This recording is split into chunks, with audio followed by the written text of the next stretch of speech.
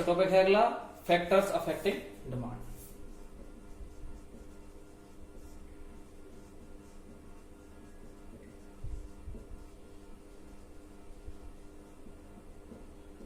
इसको समझाने के लिए मेरे पास एक छोटी सी शॉर्ट ट्रिक है, आप लोग थोड़ा सा ध्यान रखें।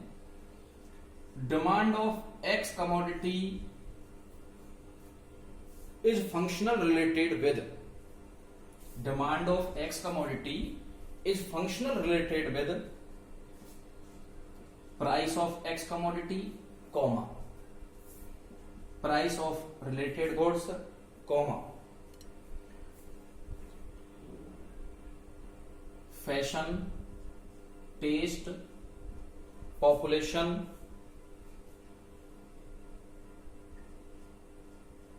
Income distribution, expectations, etc.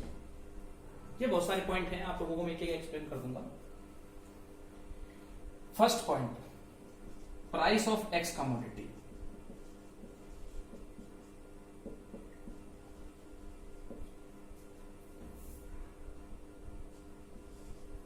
ऐसे समझे इसको, बहुत छोटे तरीके से समझ लेते हैं अपन। जब किसी कमोडिटी की प्राइसेस इंक्रीज होती हैं तब उस कमोडिटी की डिमांड डिक्रीज होगी, और जब किसी कमोडिटी की प्राइस कम होती है तो उसकी डिमांड इंक्रीज होगी। Price of X commodity, it means when price of X commodity increase then demand will be decrease, and price of X commodity decrease then demand will be increase. Second point आता है price of relational goods, price of relation goods। relation goods क्या है? संबंधित वस्तुएं क्या है? इसमें दो तरीके की वस्तु शामिल की जाती हैं। First is substitution goods and second is complementary goods. First point क्या है बेटा? सब्स्टिट्यूशन गुड्स एंड सेकंड है complementary goods. Substitution goods and complementary goods को मैं आप लोगों को आगे एक्सप्लेन करूंगा, लेकिन इसको थोड़ा सा मैं आप लोगों को यहीं पर इसका शॉर्ट इंट्रोडक्शन दे देता हूं। सब्स्टिट्यूशन गुड्स वो हैं जो रिप्लेस किए जाते हैं, एक के बदले दूसरी। समझ में आ रही है बेटा? एक के बदले दूसरी, जैसे चाय एंड कॉफी। अगर आप चाय पीना चाहते हैं, चाय अवेलेबल नहीं है, तो आप इसके बदले कॉफी का यूज कर सकते हैं। और कॉम्प्लीमेंट्री गुड्स वो हैं जिसमें एक के साथ दूसरी। समझ में आ रही है बेटा? जैसे कार एंड पेट्रोल, जिसमें आप एक कमोडिटी के साथ दूसरी कमोडिटी का कंजप्शन करेंगे। बिना पेट्रोल के कार का कोई यूज नहीं है और बिना कार के पेट्रोल का कोई यूज नहीं माना जाएगा। इसमें समझने के लिए आपको मैं क्लियर कर दूं कि जैसे जैसे जैसे मान के चलिए चाय और कॉफी, अगर चाय की प्राइसेस इंक्रीज होती हैं तो कॉफी की डिमांड इंक्रीज होगी, क्योंकि चाय की प्राइस इंक्रीज होने पर लॉ ऑफ डिमांड काम करेगा, जिसमें इसकी डिमांड डिक्रीज हो जाएगी और इसके कुछ कस्टमर्स टूटकर कहां चले जाएंगे बेटा? कॉफी की ओर। तो इसकी प्राइस कांस्टेंट रहने पर भी इसकी डिमांड इंक्रीज हो जाएगी। दोबारा रिपीट कर रहा हूं बेटा, सुनना। सब्स्टिट्यूशन कमोडिटीज वो हैं जिसमें एक वस्तु के स्थान पर दूसरी वस्तु का प्रयोग कर सकते हैं, जैसे चाय और coffee, ink pen, wall pen.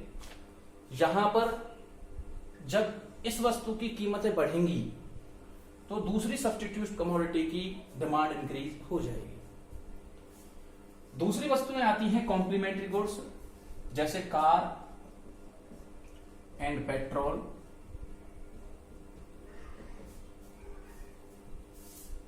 Car की कीमतें बढ़ने पर इसकी डिमांड कम होगी, तो ऐसी सिचुएशन में ऑटोमेटिकली इसकी डिमांड डिक्रीज हो जाती है। यहां पर प्राइस के इंक्रीज होने पर इसकी डिमांड बढ़ी, यहां पर प्राइस के इंक्रीज होने पर इसकी डिमांड घट जाएगी। क्योंकि बिना कार के पेट्रोल का कोई यूज नहीं है इस पर्टिकुलर परसेप्शन में। हालांकि हो सकता है कि कार के अलावा भी पेट्रोल के बहुत सारे यूज होते हैं, लेकिन हम लोग यहां पर केवल किस परसेप्शन में देख रहे हैं बेटा, कार के परसेप्शन में पेट्रोल का यूज देख रहे हैं। ऐसी बहुत सारी कमोडिटीज हैं जो कंप्लीमेंट्री कमोडिटीज में शामिल की जाती हैं, जैसे पेन और ink, car, petrol, socks and shoes and various types of goods. Clear? इन दोनों के अगर कर्व आप लोगों को एक्सप्लेन किए जाएं तो सब्स्टिट्यूशन का कर्व होगा price of X commodity, it means चाय मान सकते हैं, कॉफी मान सकते हैं, और quantity demanded of by commodity.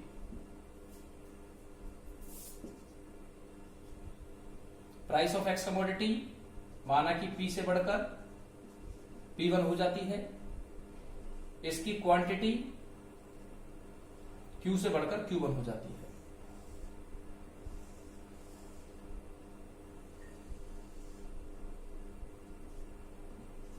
यहां पर पॉजिटिव रिलेशन एक्सप्लेन किया गया है। किसमें बेटा? सब्स्टिट्यूशन गुड्स में। जबकि अगर कंप्लीमेंट्री की बात करें अपन लोग तो इसमें price of car and quantity demanded of petrol, तो इसकी प्राइसेस P से बढ़कर हो जाती हैं P1, तो इसकी क्वांटिटी Q से घटकर हो जाती है Q1। तो प्राइसेस के बढ़ने पर डिमांड घट गई, तो इन दोनों के बीच में रिलेशन होगा। दोबारा समझिए बेटा एक बार, थोड़ा सा हार्ड टॉपिक है। सब्स्टिट्यूशन गुड्स वो हैं जो एक कमोडिटी के स्थान पर दूसरी कमोडिटी को यूज किया जा सकता है। इसमें प्राइस के बढ़ने पर दूसरी कमोडिटी या सब्स्टिट्यूट गुड्स की डिमांड बढ़ जाती है। इसका कर्व ये होगा बेटा, ध्यान रखना है आप लोगों को। कॉम्प्लीमेंट्री गुड्स वो हैं जिसमें प्राइस के बढ़ने पर दूसरी कॉम्प्लीमेंट्री कमोडिटी की जो डिमांड है वो ऑटोमेटिक क्या हो जाती है बेटा, कम हो जाती है। इसके बाद थर्ड पॉइंट आता है, बता दूं इसको, इसके बाद थर्ड पॉइंट आता है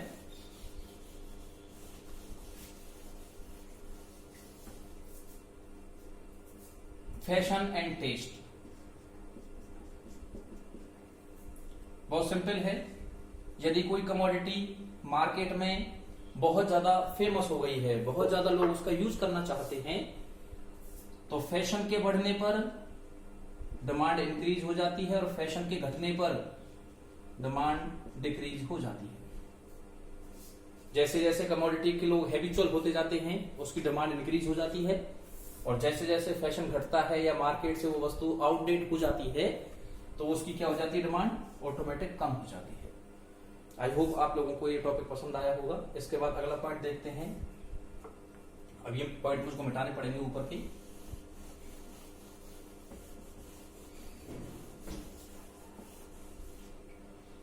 अगला पॉइंट आता है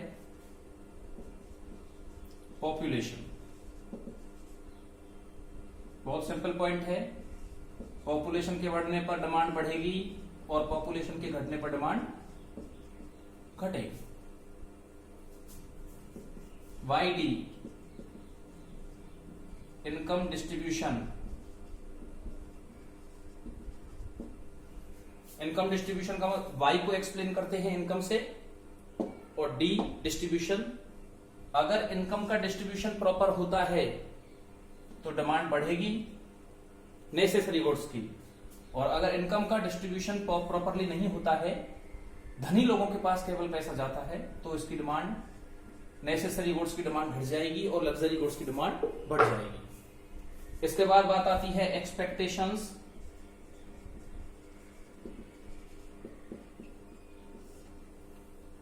ये बहुत सिंपल पॉइंट है बेटाओ। यदि नियर फ्यूचर किसी कमोडिटी की प्राइस बढ़ने की संभावना है, नियर फ्यूचर किसी कमोडिटी की प्राइस बढ़ने की संभावना है, तो वर्तमान में उसकी डिमांड क्या हो जाएगी बेटा, बढ़ जाएगी। प्रेजेंट प्राइस पर भी उसकी डिमांड इंक्रीज हो जाएगी। यदि नियर फ्यूचर किसी कमोडिटी की प्राइसेस घटने की संभावना है तो वर्तमान में उसकी डिमांड कम हो जाएगी। आई होप आप लोगों को ये पॉइंट अच्छी तरीके से समझ में आ गया होगा। दोबारा रिपीट कर रहा हूं बेटा, सुनना एक बार। Demand of X commodity is functional related with P X, price of commodity. It means यदि प्राइस बढ़ती है तो डिमांड बढ़ेगी, यदि प्राइस बढ़ती है तो डिमांड घटेगी, और यदि प्राइस घटती है तो डिमांड बढ़ेगी। प्राइस ऑफ रिलेशन गुड, इसमें सब्स्टिट्यूशन और कॉम्प्लीमेंट्री दो गुड्स के बारे में आप लोगों को एक्सप्लेन किया गया। सब्स्टिट्यूशन गुड्स में यदि एक कमोडिटी की प्राइसेस बढ़ती हैं तो सब्स्टिट्यूट गुड्स की डिमांड इंक्रीज होंगी, और यदि प्राइस घटती हैं तो यहां पर डिमांड सब्स्टिट्यूट गुड्स की डिक्रीज हो जाएगी, क्योंकि इसके कुछ कस्टमर टूटकर वापस उसी कमोडिटी पर आ जाएंगे। अगला पॉइंट आता है फैशन और टेस्ट। जब किसी वस्तु का बाजार में बहुत ज्यादा फैशन होता है, टेस्ट बहुत ज्यादा लोगों से हैबिचुअल हो जाते हैं, तो प्राइस के चेंजेस का भी उस पर कोई असर नहीं होता है। इसके एग्जांपल के लिए आप देख सकते हैं प्रेजेंट में कोरोना की वजह से काफी सारी दुकानें या लगभग पूरा हिंदुस्तान लॉकडाउन है।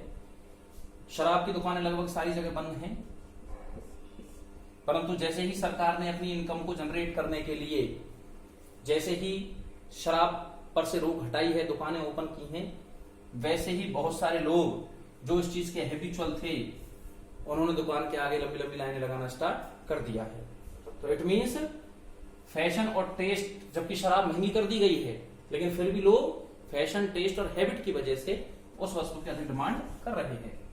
इसके बाद पॉपुलेशन, जैसे जैसे पॉपुलेशन बढ़ेगी वैसे वैसे वस्तु की डिमांड बढ़ेगी। इनकम डिस्ट्रीब्यूशन अगर ज्यादा होगा तो लोगों की डिमांड बढ़ेगी। नियर फ्यूचर अगर किसी कमोडिटी की प्राइसेस बढ़ने की संभावना है तो वर्तमान कीमतों पर उसकी अधिक डिमांड की जाएगी। यदि नियर फ्यूचर किसी कमोडिटी की प्राइसेस घटने की पॉसिबिलिटीज हैं, एक्सपेक्टेशंस हैं, तो हो सकता है कि वर्तमान समय में उस वस्तु की कम डिमांड की जाए। Clear student? इसके बाद अगला टॉपिक आता है आप लोगों का change in the quantity demanded and change in the demand.